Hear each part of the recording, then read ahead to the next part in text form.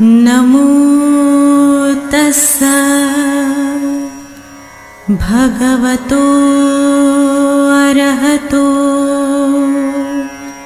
सम्मा सम्बुद्धस्स। नमो तस्स भगवतो अरहतो सम्मा सम्बुद्धस्स। नमो तस्स भगवतो अरहतो सम्मा सम्बुद्धस्स। बुद्धं शरणं गच्छामि, धम्मं शरणं गच्छामि, संघं शरणं गच्छामि।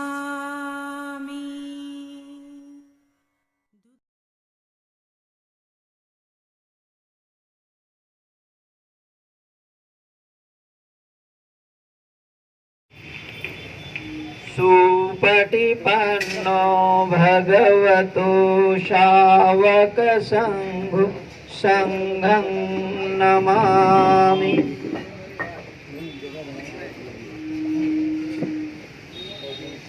अब बुद्धाचार्य जी याचना करेंगे। याचना करने के बाद में तब कृष्ण और पंचशील आप सभी लोगों को ग्रहण कराए जाएंगे। सभी लोग याचना करेंगे। हाँ, बुद्धाचार्य जी बोलेंगे, आप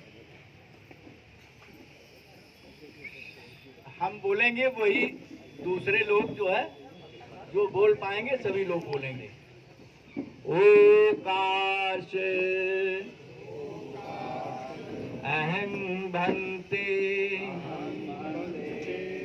तिसरणेन सह पंचशीलं धम्मं याचामि अनुग्रहं कृत्वा शीलं देथ मे भन्ते द्वितीयंपि ओकाश अहं भन्ते तिसरणेन सह पंचशीलं धम्मं याचामि अनुग्रहं कृत्वा शीलं देथ मे भन्ते तृतीयंपि ओकाश अहं भन्ते तिसरेण सह पंचशीलं धम्मं याचामि अनुग्रहं कृत्वा शीलं देथ मे भन्ते। यमहं वदामि तं वदेथ भन्ते। सभी लोग हाथ जोड़ लीजिए और परिवार के सदस्यों को हाथ में थोड़ा थोड़ा फूल दे दीजिए। माधव साहब,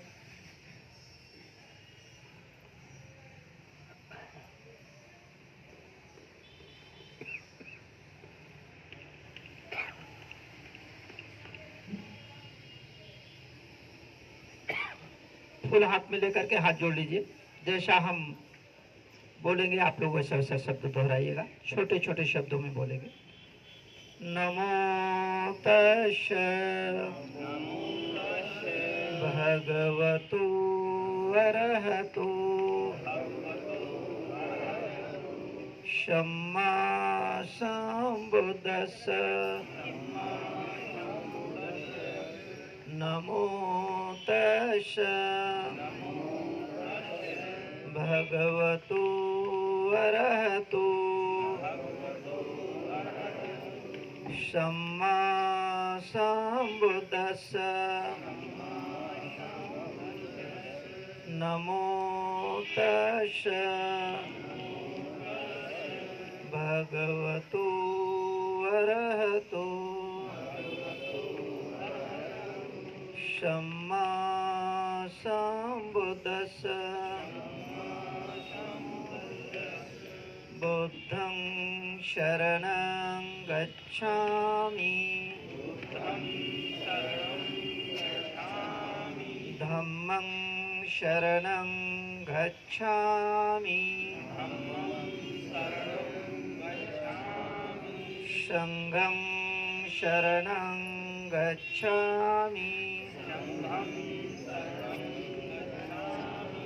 द्वितीयंपि बुद्धं शरणं गच्छामि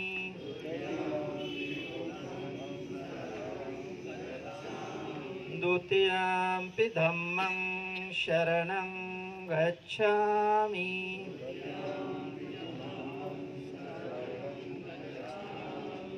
द्वितीयंपि संघं शरणं गच्छामि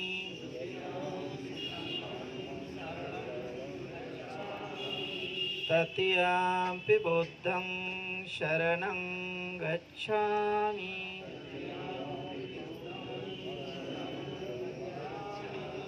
तृतीयंपि धम्मं शरणं गच्छामि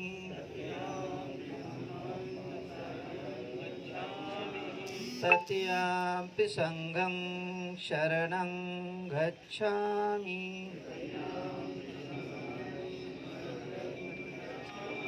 कुछ सब शब्दों का उच्चारण किया गया।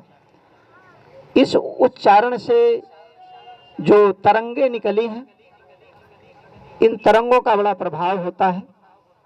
ये तरंगे इस वातावरण में जा करके, चाहे वनस्पतियां हो, चाहे जीव हो, चाहे सरीसृप हो, चाहे मानव हो, कोई भी हो, सारे लोगों के कल्याण करते हैं ये तरंगे।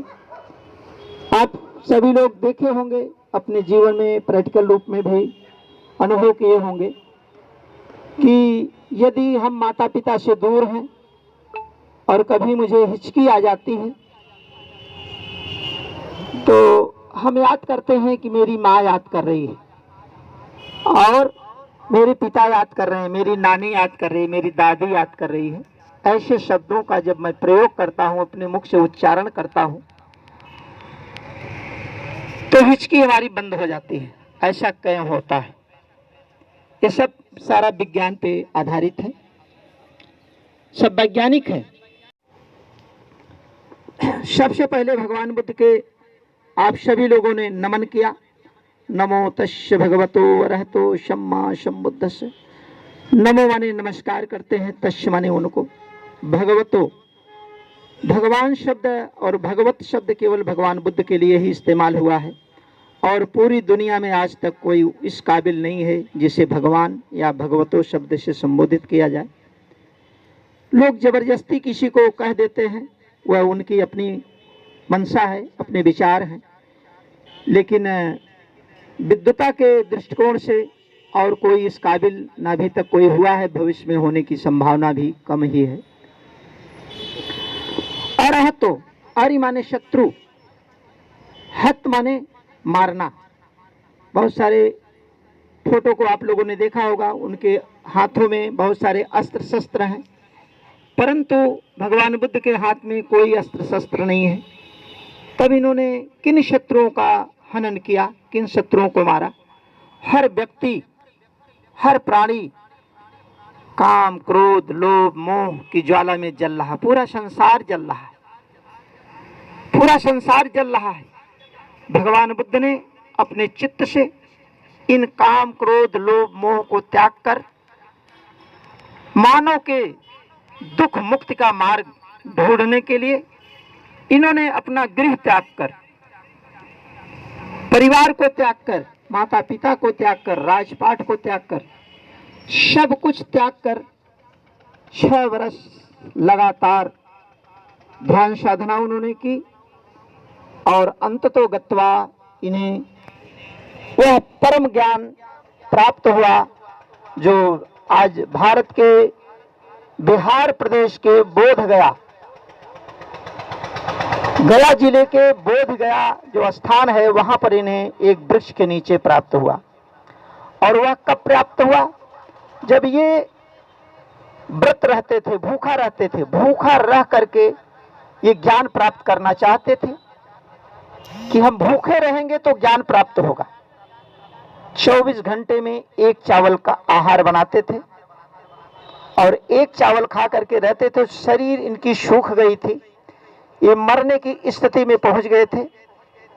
लेकिन संयोग ही था, प्रकृति का बहुत बड़ा योगदान था कि वहां पर एक सुजाता नाम की कन्या, जिस वृक्ष के नीचे ये बैठ करके ध्यान कर रहे थे, उस वृक्ष से एक मिन्नत मांगी थी कि ये वृक्ष देवता, यदि मेरे प्रथम गर्भ से पुत्र रत्न की प्राप्त होगी तो हम सहस्त्र गायों के दूध से आपको खीर बना करके खिलाऊंगी। संयोग ही अच्छा था, जब ये अंत समय इनका आया, उस समय ही वह दिन था जिस दिन वह सुजाता ने अपनी दासी को भेजा कि जाओ उस स्थान पे थोड़ा साफ सफाई करके आओ, आज वैशाख की पूर्णिमा है और हम चल करके वहां पर वृक्ष देवता को खीर दान करूंगी। दासी पहुंचती है, देखती है, वहां दूर से ही देख करके वो बड़े आश्चर्य में पड़ जाती है कि सुजाता का खीर खाने के लिए, अरे वृक्ष देवता तो साक्षात प्रकट हुए हैं, बैठे हुए हैं, इंतजार कर रहे हैं। वो साफ सफाई नहीं करती है, वहीं से वापस चली जाती है और जा करके सुजाता को बताती है, कहे महारानी, अरे आपका खीर खाने के लिए वहां तो वृक्ष देवता साक्षात बैठे हुए। और सुजाता यहां से जल्दी जल्दी तैयार होती है और सोने के बर्तन में खीर को रख करके लेके जाती है और अपने हाथों से 49 कवर खिलाती है।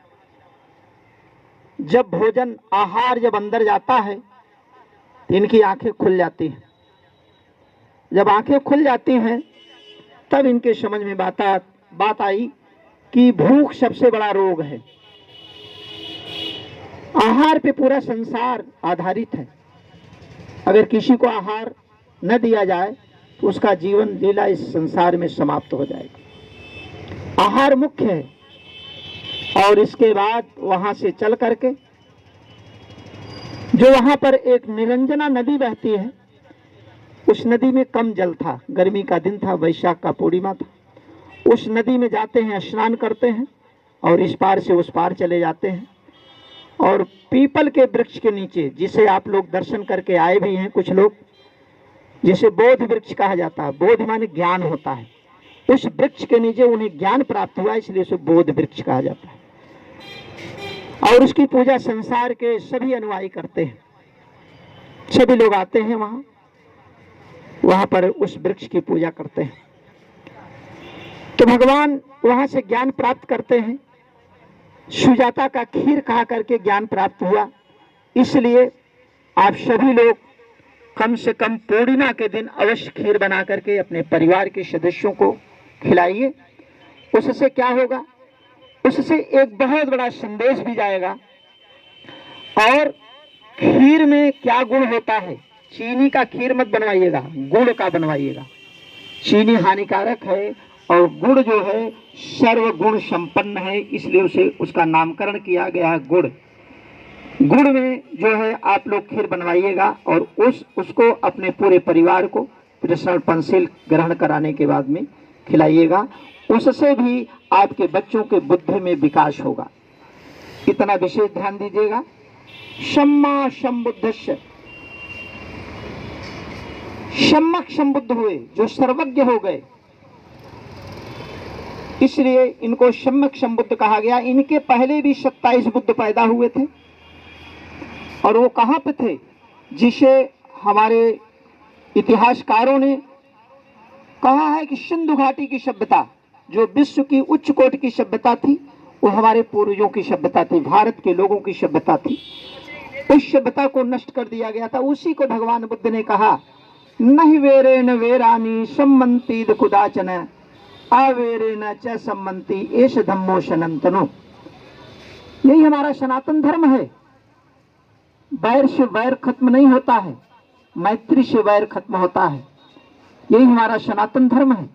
इस चीज को भगवान बुद्ध ने बताया कि ये हमारा सनातन धर्म है। और उसके पहले जितने बुद्ध हुए थे वो सम्यक संबुद्ध नहीं हुए थे, जो शाक्य वंश में पैदा हुए थे, जिन्हें सिद्धार्थ के रूप में जाना जाता है और बाद में वो बुद्धत्व को प्राप्त किए। ये सम्यक संबुद्ध हुए, सर्वज्ञ हो गए, विश्वव्यापी हो गए। और ऐसे बुद्ध को कोटि कोटि बंदामी। फिर इन्होंने त्रिशरण दिया। इस 3 शरण में जो जो जाएगा उसका हमेशा ही प्रगति होगी, उसका कल्याण होगा, सुख समृद्धि से उसका परिवार भरा रहेगा। वो 3 शरण कौन है? बुद्धं शरणं गच्छामि। ये पाली भाषा के शब्द हैं। बुद्ध माने होता है ज्ञान विज्ञान। हमें ज्ञान विज्ञान के साथ रहना चाहिए, हमें अंधविश्वास पाखंड के साथ नहीं रहना चाहिए। दूसरा शरण भगवान देते हैं धम्मं शरणं गच्छामि। धम्म माने होता है मार्ग। कौन सा मार्ग? ऐसा रास्ता जिस रास्ते पर चल करके इस संसार के किसी भी प्राणी को हम कष्ट न दें, नैतिकता से अपना जीवन जिए और हम भी खुशहाल रहें और इस संसार में जितने प्राणी हैं वो भी खुशहाल रहें। इसे कहते हैं धम्म।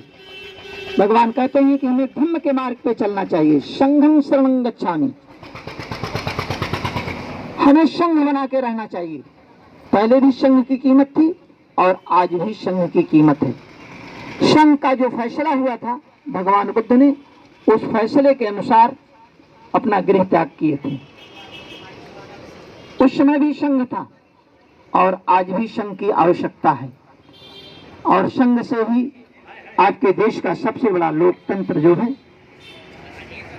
उसका जो सर्वश्रेष्ठ पदाधिकारी है, उसका चुनाव होता है। इसलिए भगवान ने कहा कि हमें संघ के साथ रहना चाहिए। 5 शील भगवान ने दिया, जीवन जीने की कला। न हमारे अड़ोस पड़ोस में किसी के जीवन में दुख आएगा। हम शीलों का पालन करते हैं। पहला शील है पानातिपाता वे रमणे शिक्षा पदं समादयामि। हमें अकारण प्राणी हिंसा नहीं करना चाहिए। यदि कारण बनता है तो प्राणी हिंसा करना चाहिए। एक छोटा सा उदाहरण, सपोज दैट आपके गांव में डकैती हो गई, असामाजिक तत्वों ने आपके यहाँ डकैती कर दिया, तो आप क्या करेंगे? अपने धन संपत्ति को बचाने के लिए उसको क्या करेंगे? उसे भगाने का प्रयास करेंगे। और यदि गांव के सारे लोग इकट्ठा होकर के 2, 4, 10 डकैतों का मर्डर कर दिया, मारे गए, कोई दोष पाप नहीं है। कोई दोष पाप नहीं है, क्योंकि वो सब आपकी गाढ़ी कमाई को लूटने के लिए आया था। आपने अपने धन की रक्षा के लिए, अपने परिवार की रक्षा के लिए आपने ऐसा किया। और ऐसे अगर आप किसी एक भी व्यक्ति को मार दीजिए तो यही संविधान है, यही भारत का देश है, यही आपके जिले के डीएम एसपी हैं, आपको उठा के जेल में डाल देंगे। आजीवन कारावास या मृत्यु दंड भी हो सकता है। इसलिए भगवान ने कहा हमें अकारण प्राणी हिंसा नहीं करना चाहिए। आपके परिवार का नौजवान बॉर्डर पे खड़ा है, देश की रक्षा के लिए खड़ा है। अगर वहां भी इस ढंग की वारदात होती है, दुश्मन फायर करता है, तो आपके परिवार का नौजवान भी इधर से फायर करेगा। और उधर के 10-20 अगर जवान मर जाते हैं, कोई दोष पाप नहीं।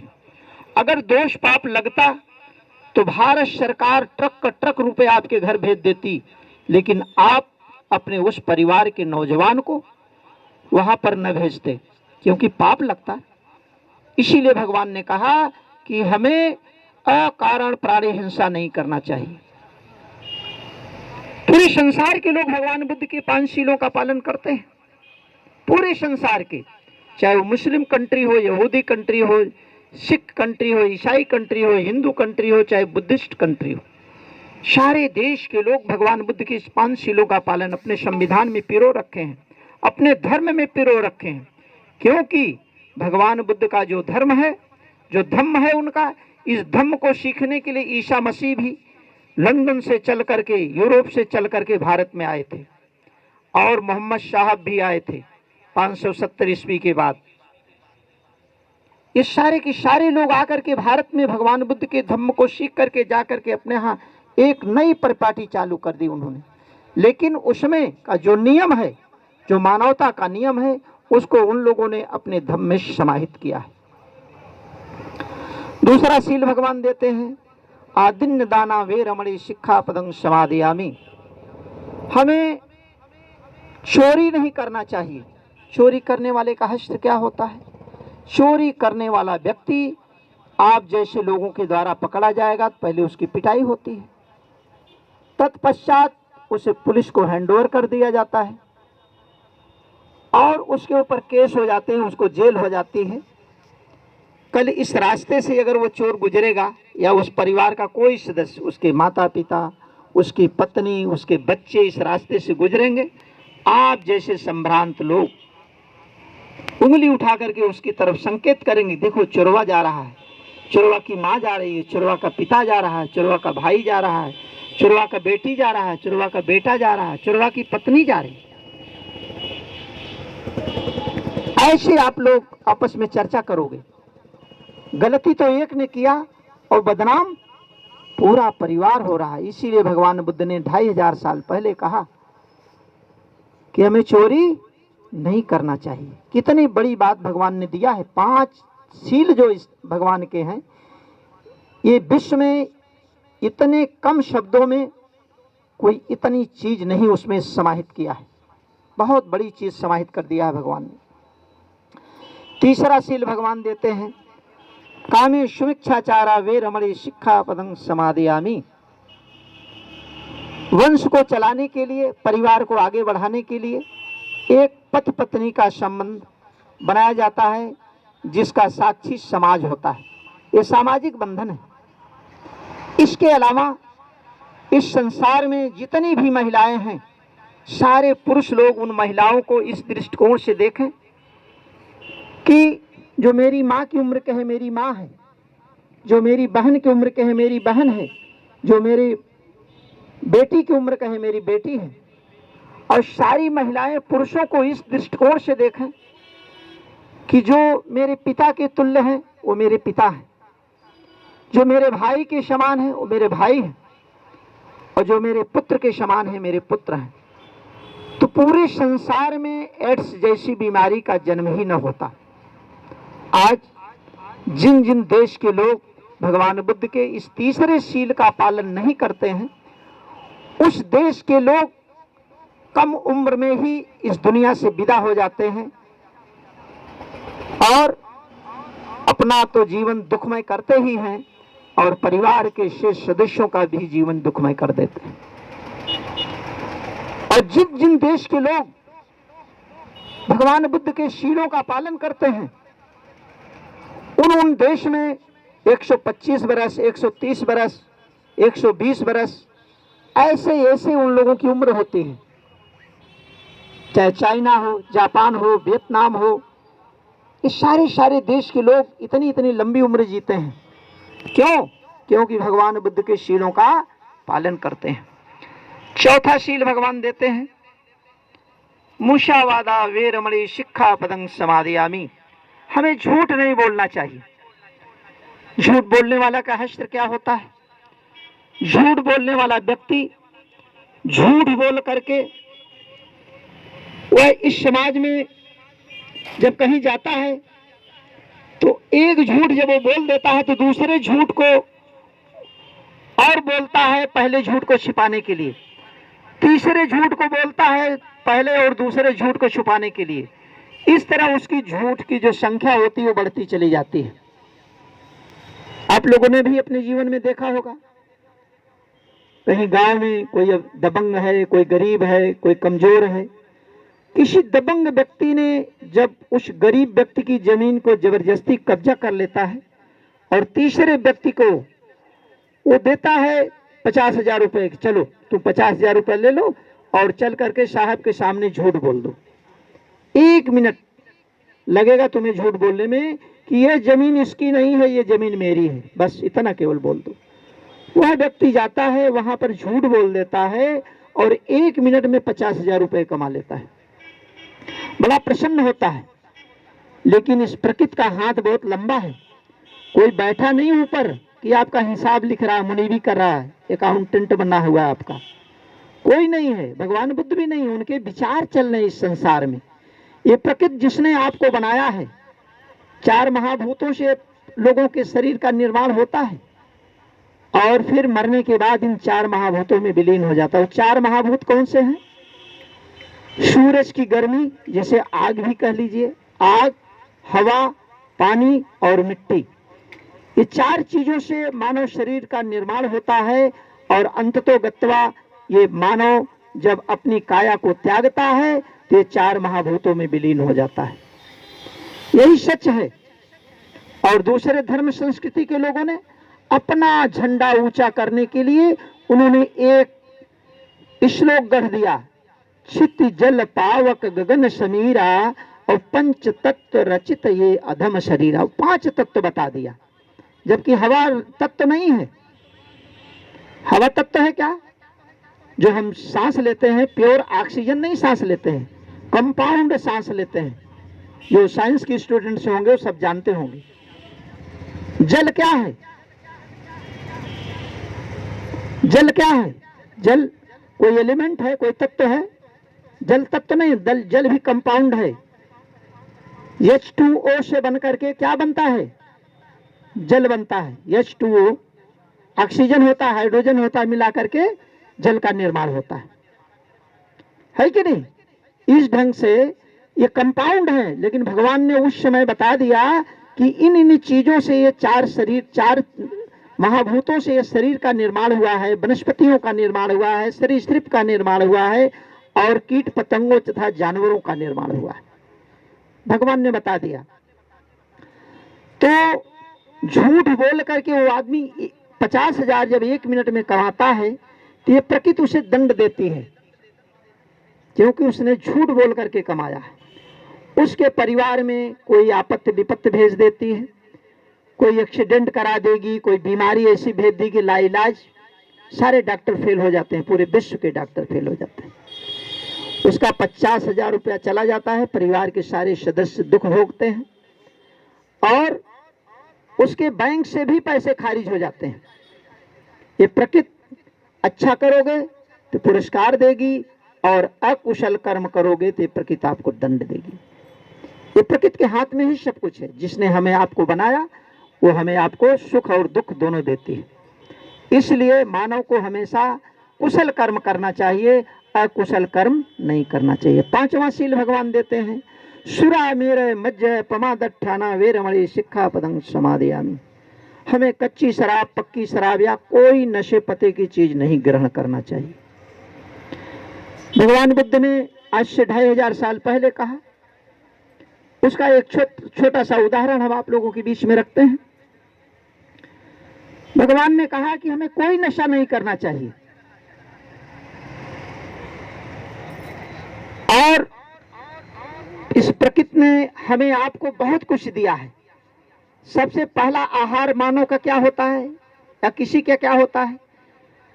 माँ का दूध। माँ का दूध इतना इंपॉर्टेंट है, इतना महत्वपूर्ण है, जो सारे तत्व विटामिन से परिपूर्ण है। चाहे माँ का दूध हो, गाय का, भैंस का। बच्चा पैदा होता है, साल भर तक केवल माँ का दूध पी करके जिंदा रहता है, स्वस्थ रहता है, कोई बीमारी नहीं आती उसके शरीर में।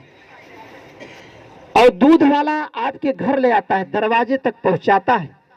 40-50 रुपए लीटर, 60-70 रुपए लखनऊ में चल रहा है। लेकिन नशा की चीज लेने के लिए हमें कहाँ जाना पड़ता है? घर से 4-6-10 किलोमीटर दूर जाना पड़ता है। इतनी दूर हम जाते हैं और जब उस दुकान में प्रवेश करते हैं तो क्या करते हैं? दाएं बाएं आगे पीछे देखते हैं कि कहीं कोई मेरा परिचित तो नहीं देख रहा है। चोरी से प्रवेश करते हैं और जब चोरी से उसमें प्रवेश करते हैं तो जा करके सड़ी हुई चीज, शराब का संधि विच्छेद, आप सभी लोग पढ़े लिखे विद्वान हैं, शराब का संधि विच्छेद कभी आप लोगों ने किया? शराब शब्द का, सरा धन आब, आब माने पानी होता है, सरा हुआ पानी। और सरा हुआ पानी जब कोई पीता है तो क्या हो जाएगा? जैसा आहार वैसा विचार। सरा हुआ पानी जब कोई व्यक्ति पीता है तो उसका दिमाग तुरंत क्या हो जाता है? विकृत हो जाता है 10-20 मिनट के अंदर। और वहां से वो शराब पी करके जब निकलता है, घर के लिए प्रस्थान करता है, तो रास्ते में कहीं गिर जाता है। और जब गिर जाता है तो आप जैसे संभ्रांत लोग उस रास्ते से गुजरेंगे तो आपका बुद्धि विवेक इतना तेज है कि आप लोग समझ जाएंगे, अरे ये तो शराबी है, कौन इससे बोले। आप उसके किनारे से अपना रास्ता तय करते हैं, उससे बोलते नहीं हैं। लेकिन इस संसार में एक ऐसा प्राणी है जो सबकी खबर लेता है। वो कौन सा प्राणी है? कुत्ता। सबकी खबर लेता है, बहुत अच्छा प्राणी है। प्रकृति ने उसे ऐसा बनाया है, मानव से 20 गुना ज्यादा सूंघने की शक्ति उसके अंदर है और 12 गुना ज्यादा सुनने की शक्ति उसके अंदर है। ऐसा प्राणी है वो। हमारी माताएं, बहनें, बेटियां घर के अंदर से कूड़ा करकट झाड़ू लगा करके बाहर कर देती हैं तो सूंघता है, सूंघ करके पता लगाता है कि कैसी चीज है, ये अच्छी है कि खराब है। जब वो देखता है कि ये खराब चीज है तो उसको उस पर जो कुछ करना होता है कर देता है। उसी तरह उस आदमी को भी वो पैर से लेकर सिर तक सूंघता है। और जब उसके मुंह के पास सूंघता है तो गंध आती है, सड़ी हुई चीज की गंध आती है। और जब समझ जाता है तो रिजेक्टेड चीज है, बेकार है, तो जो कुछ करना होता है कर देता है। और उसके मुंह में जब 4, 6, 10 बूंद चले जाते हैं तो उठ करके बैठ जाता है। कौन होश में लाया? एक जानवर होश में लाता है। और होश में जब थोड़ा सा आया तो वो गाली देता है, किसको? शराब के दुकानदार को। मैंने उसको 800 रुपये लीटर का दाम दिया था, उसने मुझे 400 रुपये लीटर का पिला दिया। आधा होश में है, आधा बेहोश है। फिर धीरे धीरे उठ करके अपने घर की तरफ प्रस्थान करता है और अपनी पत्नी को जब घर के सामने अपने द्वारे, गांव में द्वार बोलते हैं, जब अपने घर के सामने पहुंचता है तो अपनी पत्नी को अच्छी अच्छी गालियों से नवाजता है। और उसके छोटे छोटे बच्चे उस गाली को सीखते हैं। कहीं विद्यालय नहीं चलता गाली का, लेकिन गाली सभी लोग जानते हैं। कैसे जानते हैं? सुन करके याद कर लेते हैं।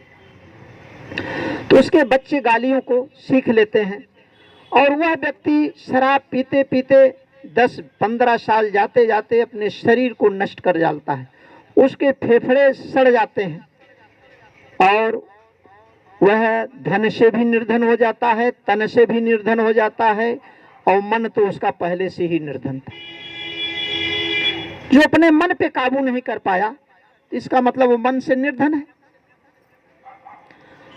जिस पत्नी को उसने कहा था अग्नि के 7 फेरे लेते हुए कि मैं तेरा जीवन भर साथ निभाऊंगा, उस पत्नी को आधी उम्र में छोड़ करके इस दुनिया से चला जाता है। अपनी पत्नी को विधवा बना देता है और अपने बच्चों को अनाथ बना देता है। इसीलिए भगवान बुद्ध ने कहा, ऐ मानव, तुम पर्वत से कूदते समय भी कभी भयभीत मत होना, तुम आग में कूदते समय भी कभी भयभीत मत होना, तुम तलवार के सामने जाते समय भी कभी भयभीत मत होना, तुम शेर के सामने जाते समय भी कभी भयभीत मत होना। लेकिन शराब से अवश्य भयभीत रहना, क्योंकि शराब सभी दुर्गुणों की जननी है, माँ है। कितनी बड़ी बात भगवान बुद्ध ने 5 शीलों में समाहित कर दिया था। अगर उनके बताए हुए मार्ग पे हमारे देश की जनता नहीं चल रही है, उसमें देश की जनता का दोष है कि भगवान का दोष है? भगवान का दोष तो हो नहीं सकता, क्योंकि भगवान के बताए हुए मार्ग पे जो लोग चल रहे हैं, जिस जिस देश के लोग चल रहे हैं, आज वो विकसित देशों में हैं और भारत के लोग उनके बताए हुए मार्ग पे न चल करके भटक गए हैं। इसलिए ये लोग अभी विकासशील देश में ही पड़े हुए हैं। इसलिए भारत का तरक्की नहीं हो पा रहा है, भारत का जन जन परेशान है। दूसरा कोई कारण नहीं है। सारी सुख समृद्धि सब और खनिज पदार्थों से भारत एकदम परिपूर्ण है, लेकिन उसका हम सदुपयोग नहीं कर पा रहे हैं। सदुपयोग कैसे करेंगे? कोई तो चाहता है कि पूरा भारत हमारा हो जाए और कोई चाहता है कि हमारा पड़ोसी भूखों मर जाए। ऐसी धारणा जब तक रहेगी लोगों के अंदर, तब तक इस देश का विकास संभव नहीं है। ये कब संभव होगा? जब बुद्ध के बताए हुए मार्ग पे पांचों शीलों का पालन करेंगे, तब आपका भी देश विकसित देशों में होगा और दुनिया में पुनः विश्व गुरु बनेगा और विश्व विजेता बनेगा। आज इस परिवार में हम लोग जो शांति पाठ के लिए यहाँ पर आए हुए हैं, एक थाली मंगा लीजिए। और की बात की, एक छोटा सा राज्य था, उस राज्य में सभी खुशहाल थे, सभी भगवान के शीलों का पालन करते थे, जन जन पालन करता था। जो राज दरबार में मंत्रीगण थे वो सारे लोग पालन करते थे, राजा स्वयं पालन करते थे और उनके परिवार के सदस्य भी पालन करते थे।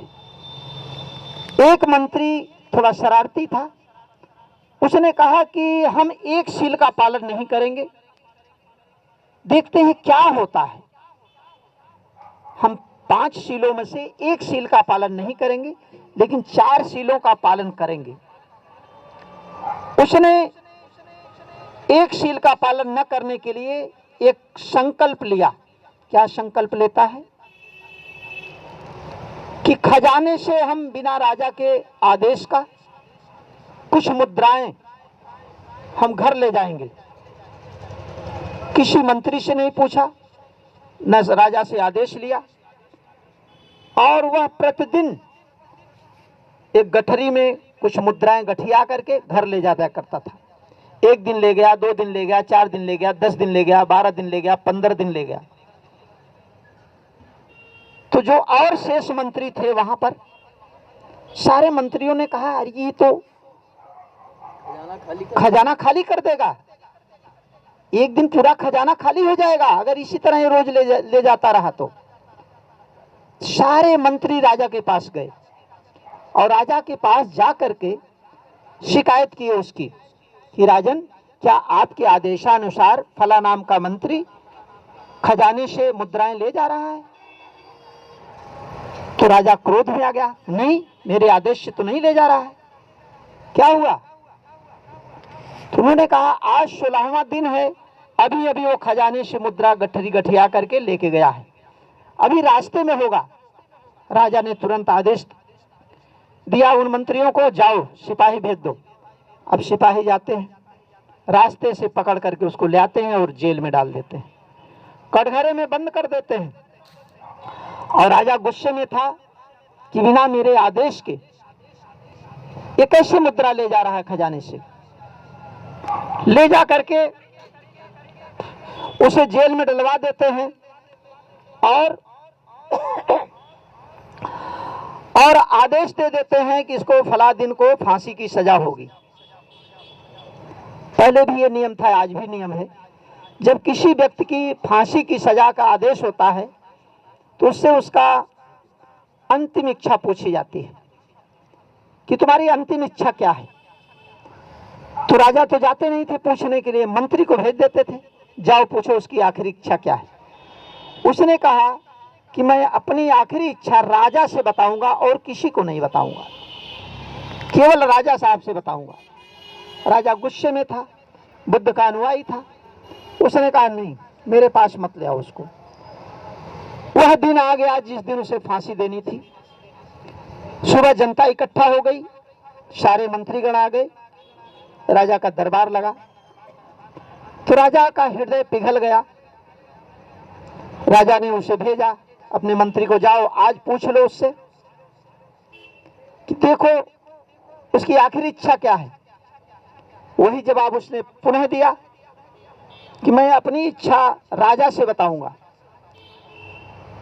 वो मंत्री आकर के राजा से कहता है, राजा तुरंत जो है, करुणा का सागर था वो राजा, उसने तुरंत आदेश किया कि उसको मेरे सामने उपस्थित किया जाए। उसके हाथ में हथकड़ी लगा करके पुलिस वालों ने ले आकर उसके सामने रख दिया।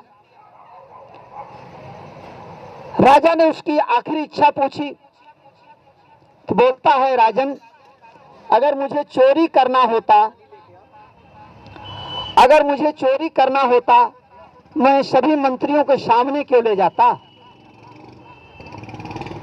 मैं तो केवल इस चीज को सिद्ध करना चाह रहा था और लोगों को पूरे राज्य में एक संदेशा देना चाह रहा था कि एक सील का भी अगर कोई अनुपालन सही ढंग से नहीं कर रहा है, एक सील भी कोई अगर तोड़ता है तो उसको फांसी से बड़ी और क्या सजा हो सकती है।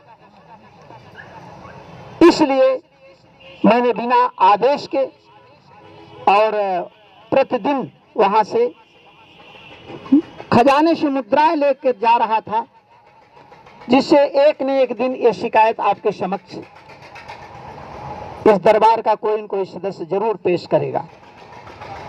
अब मुझे फांसी आप चढ़ा दीजिए, मुझे कोई इतराज नहीं। राजा ने कहा, इतना बड़ा संदेश पूरे राज्य में पहुंच गया। राजा ने उसे माफ कर दिया और उसे अपना प्रधान सेवक बना लिया, मतलब प्रधानमंत्री बना लिया, मुख्य मंत्री बना लिया। अब इससे बड़ा और क्या हो सकता है। तो भगवान बुद्ध के जो विचार हैं, इन विचारों को अगर 5 शीलों को कोई व्यक्ति सोच रहा है कि अरे मैं तो 4 शील का पालन कर रहा हूं, 1 शील का पालन नहीं कर रहा हूं, तो इसे क्या हो जाएगा। लेकिन आप समझिए, फांसी से बड़ी कोई सजा नहीं हो सकती है। जब जीवन ही नहीं रहेगा तो आप और शीलों का पालन करने के लिए कहां उपस्थित रहेंगे इस संसार में। भगवान बुद्ध ने ये सब सारी चीजें बताई, इसलिए सभी लोगों को शीलों का पालन करना चाहिए। भगवान बुद्ध के समय की एक घटना, जेतवन बिहार में भगवान बुद्ध देशना दिया करते थे। दिन को भी देशना दिया करते थे, रात को भी देशना दिया करते थे।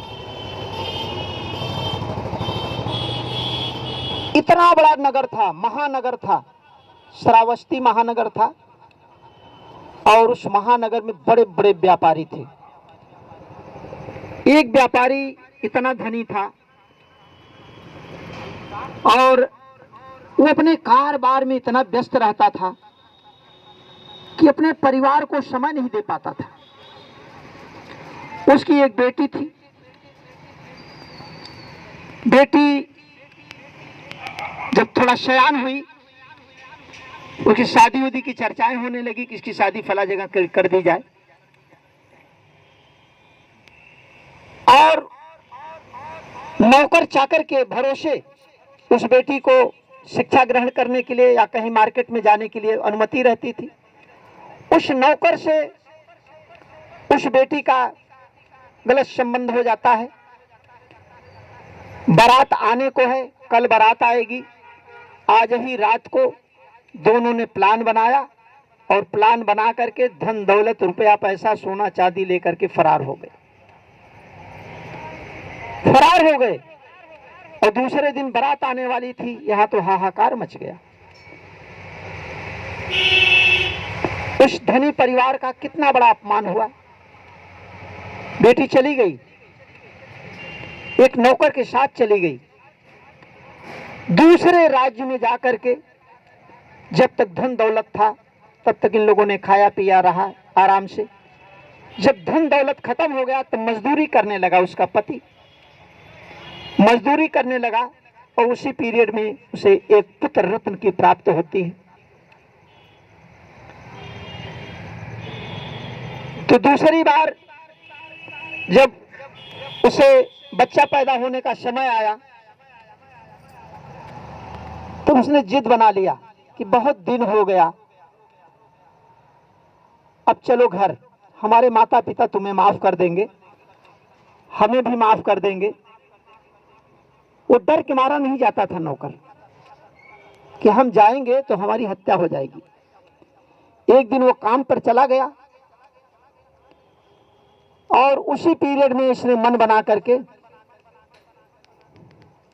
घर को पड़ोसन को बता करके चल दिया वहां से। वो लड़की अपने बच्चे को लेकर के चल दिया कि ये नहीं जाएगा हमारे साथ, हम अकेले जाएंगे अपने माता पिता के पास, हम अपने दूसरे बच्चे का जन्म अपने माता पिता के यहाँ उसका जन्म देंगे। यह मान करके वो लड़की जो है वहां से चल देती है।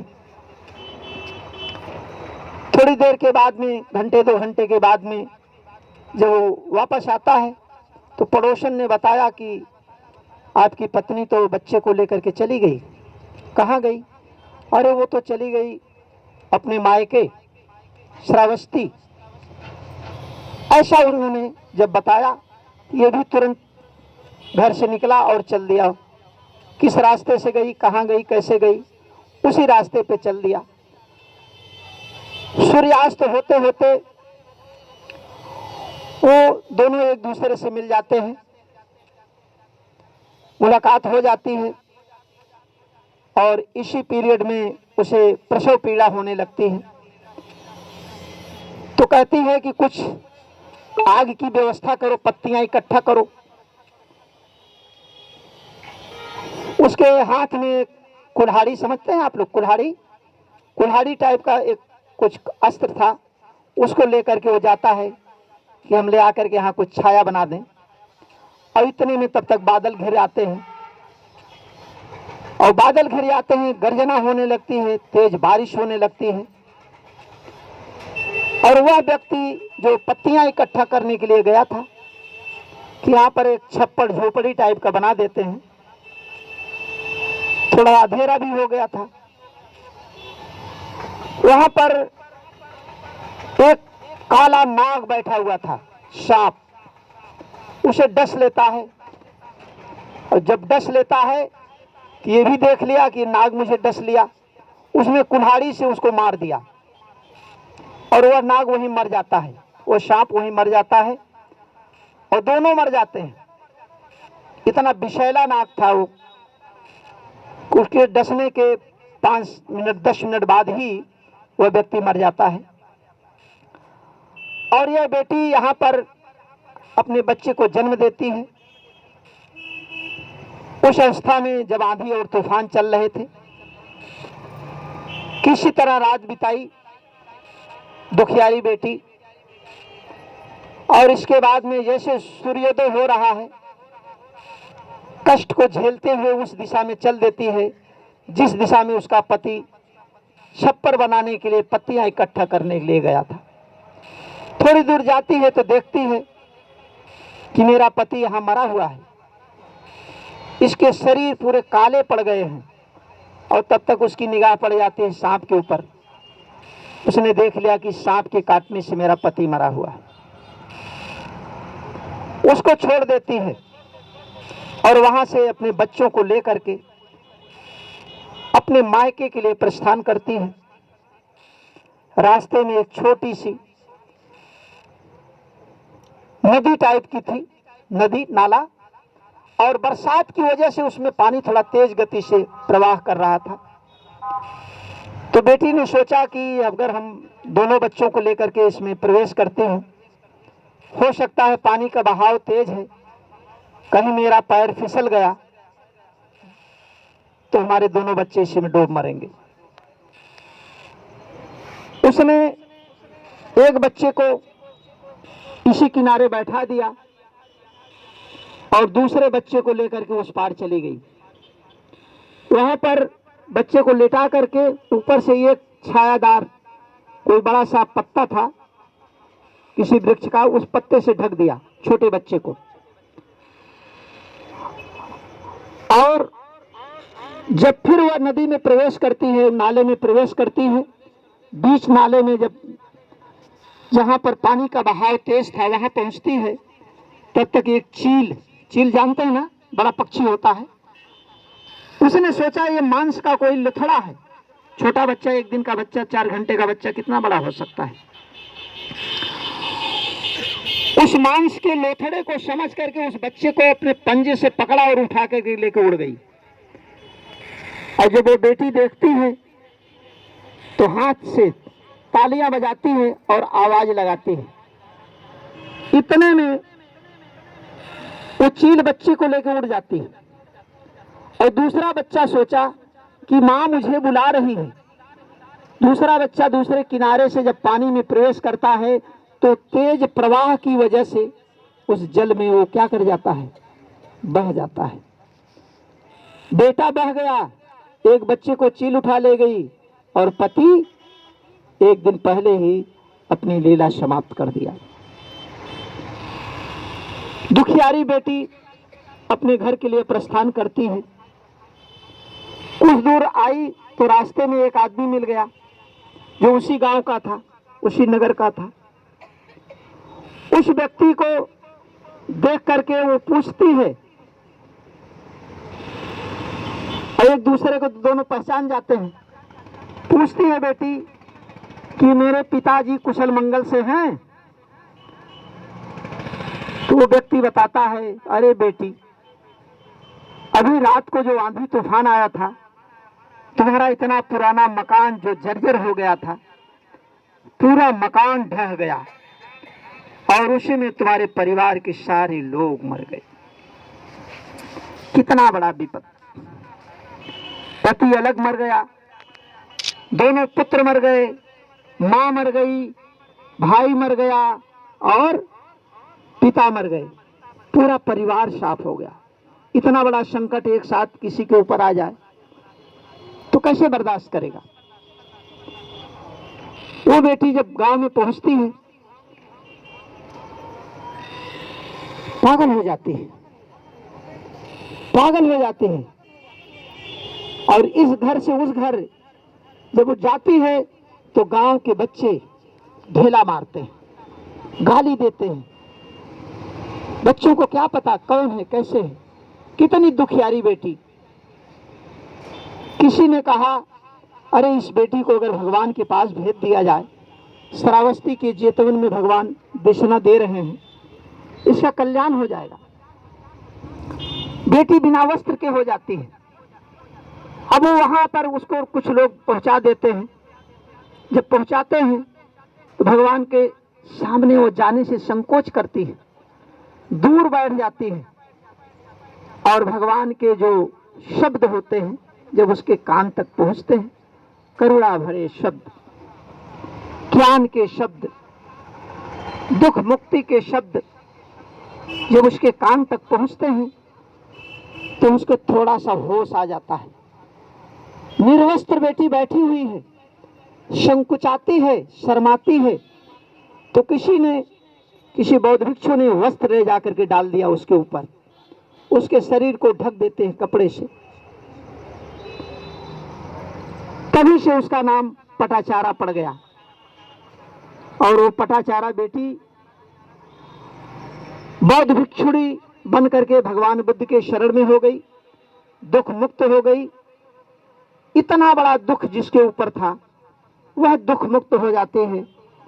आपके परिवार में कोई दुख नहीं है।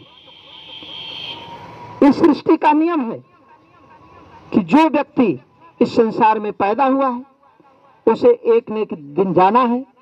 और यह भी आप लोग अपने चित्त से निकाल दीजिए कि इतना दिन तक ये बहन शाक्य शिववती कुशवाहा जी ने आप लोगों के साथ रह करके, आपके बीच में रह करके आपको दुख को बांटा, आपके दुख को उन्होंने बांटा और आपकी खुशियों में उन्होंने खुशियों का इजाफा किया।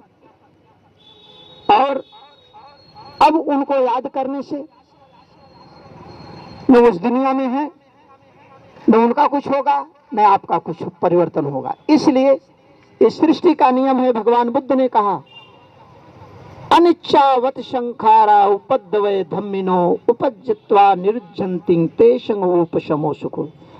जो शांत हो गया, जो हमेशा हमेशा के लिए शांत हो गया, जिसकी उम्र का जो समय था वो समाप्त हो गया, उनके विषय में हमें कुछ चिंता करने की जरूरत नहीं है।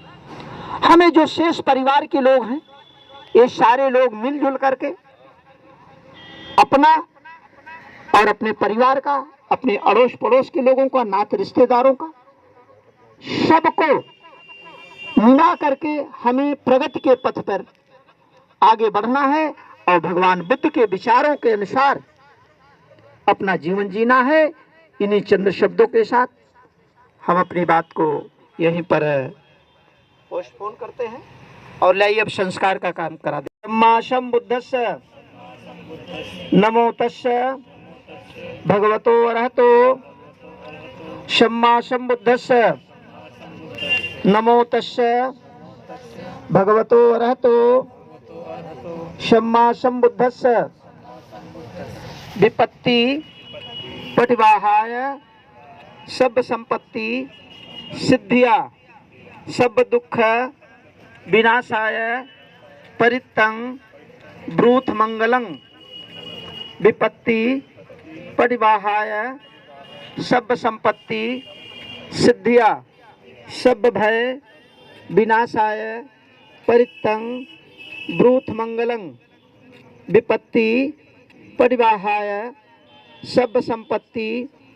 सिद्धिया सब रोग विनाशाय परितं ब्रूथ मंगलं दुख पत्ता च निर्दुखा भय पत्ता च निर्भया शोक पत्ता च निशोका होन्तु सब्बेपि पाणिनो। अब पानी आप धार बना के गिराइएगा और ये लोग बोलेंगे आप लोग बोलिएगा, बहुत धीमे धीमे गिराइएगा, ठीक है, बहुत धीमे धीमे गिराइए। इदं नो यातीनं होतु सुखिता होन्तु यातयो। इदं नो यातीनं होतु सुखिता होन्तु यातयो। इदं नो यातीनं होतु सुखिता होन्तु यातयो। यथा बारी वहा पूरा परो पूरन्ति सागरं एवमेव इतो दीनं तेतानं उपकप्पति।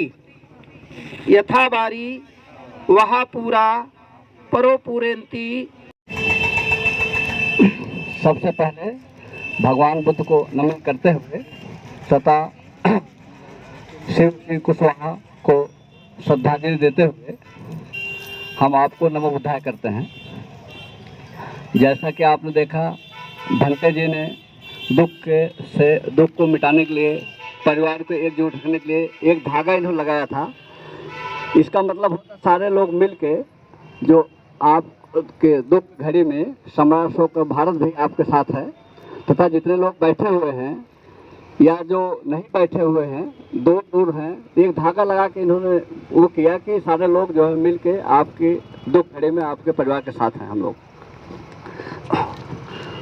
तो बाकी इन्होंने विस्तार से बताया कि कैसे दुख का निवारण हम कर सकते हैं, और ये शाश्वत नियम है, जो चीज़ प्रकृति में से पैदा हुई प्रकृति में ही विलीन होना है।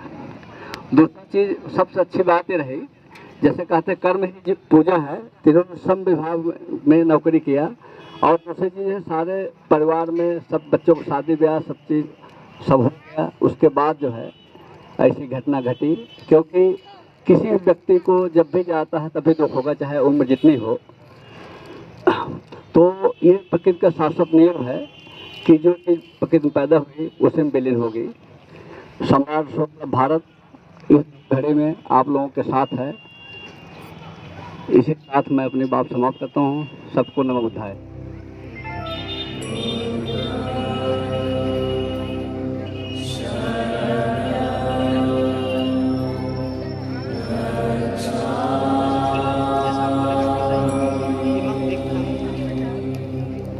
परिष्कारं दिक्खस्य देव पूजेम बुद्धियम्पि इमं विघ्नं अष्टपरिष्कारं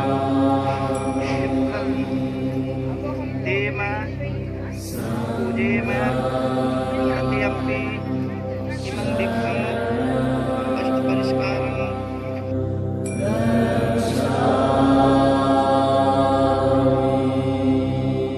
Gautam he was attempting to cross a small river which was known as Niranjana. Suddenly he realized the pointlessness of everything that he's been doing. All this physical torture that he's been doing with himself, suddenly he realized everything that he's looking